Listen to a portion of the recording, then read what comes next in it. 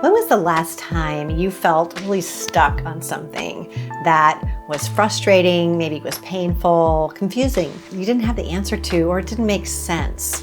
Maybe it was about another person, about an exchange or interaction, something that was just unresolved. It seemed like the other person didn't even notice or didn't pay attention. When that happens, it takes up a lot of energy. And oftentimes those open loops in our minds suck out the energy from our life, so that in our day-to-day interactions, we're not really present with who is there or even with ourselves, because we get focused on that thing that I still don't have the answer to, that I don't know why that happened, that feels confusing, and I don't want it to happen again, but I'm not sure what to do. Instead of living our lives in the moment, we tend to live our lives on a pause, almost afraid of whatever the thing is that's unresolved, afraid of it happening again. How do we extricate ourselves from this dilemma? It's a familiar experience. I think every human on the planet has found themselves plugged into something that is sapping their energy, something that's no longer happening, something that is from the past, something that may have even been imagined in one sense. Not like you hallucinated it, but more like I don't have all the data, so I had to fill in the blanks so much that there's a lot of it that I really don't know, but I'm sure it was horrible, and I'm sure it was a problem, and I'm sure it was personal because it felt that way. So what do we do when we're plugged into something? Here's a great discipline that transformational leaders apply day in and day out, because you know what? It's really easy to get plugged into something that's not happening right now in the moment. This discipline, we like to call it getting off it. We just get off of it. Now, in order to get off of it, you've got to, number one, recognize that you are on it. Recognize that your energy is being sapped by an event, a situation, a person that is no longer even present, that happened before. Now, you may still be in those relationships, you may still see that person, and that's one powerful way to know that you're not off of it, is when you see that person, there's like a little pop-up that comes. And instead of seeing them, you just see the thing that happened, the thing that didn't happen, the misunderstanding, the hurt feeling, the experience of being judged, overlooked, undermined, whatever it is. And all the energy, again, it starts going in that direction. The pop-up keeps us from being with the person who's actually there, because we're just with this memory of what we think happened, what we think didn't happen, what should have happened, what could have happened, and it's a drain. So that's number one. Recognize that you're on it. Recognize who are you allowing to steal your energy.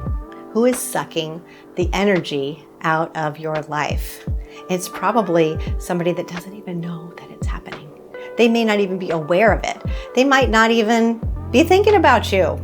I know it's weird, but most people don't think about me as much as I think about me. And that's just the reality. Number two, release whatever it is. Release the narrative, release the story, release the frustration, the hurt, the anger, the pain, whatever's there.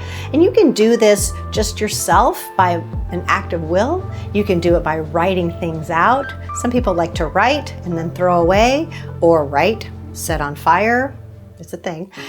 Some people, the brave ones, will actually go to that person and have a conversation and just say, hey, I got to let you know, I've been kind of stuck on this. And this is what I think happened. This is what I made up. This is kind of how I filled in the blanks. And I realize it's getting in the way of our relationship. So I'm just getting off of it. I'm releasing it right now. And the brave ones who do that learn so many things. There's an opening in that moment for something brand new to occur. There's an opening for the other person to share what was happening for them. Maybe they say they don't even remember it. Maybe they share, oh no, I was thinking this or that. Or maybe they say, wow, would you forgive me for that? You don't know what's gonna happen until you say it. Next time you notice you're stuck on something, social media is a great place to know that you're stuck on something. Like you're scrolling and you see a person's face and you're like, or your phone rings and it's a number and a name and you swipe to no thank you, because in your mind, you're like, I don't got all the time in the world for this phone call right now. That lets you know you're probably on it. You're probably allowing someone else to steal your energy. And you need your energy for your vision, for your purpose in life, for your joy, to fulfill the things that you alone are here to fulfill. So the next time you notice you're plugged in, unplug. Write that letter, burn it, throw it away, release it, be brave, have the conversation, pick up the phone, go in the next room, have a coffee date, meet with somebody. Say what is there for you. I guarantee you, if you practice this discipline, you will be amazed at what opens up in your life. You will find transformation in places you did not even expect it, in relationships that you had given up on, in even things about yourself that you've doubted or you weren't sure of.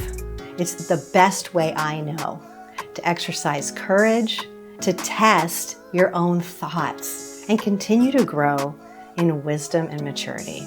If you practice these, I promise you, you will have so much more energy in your day.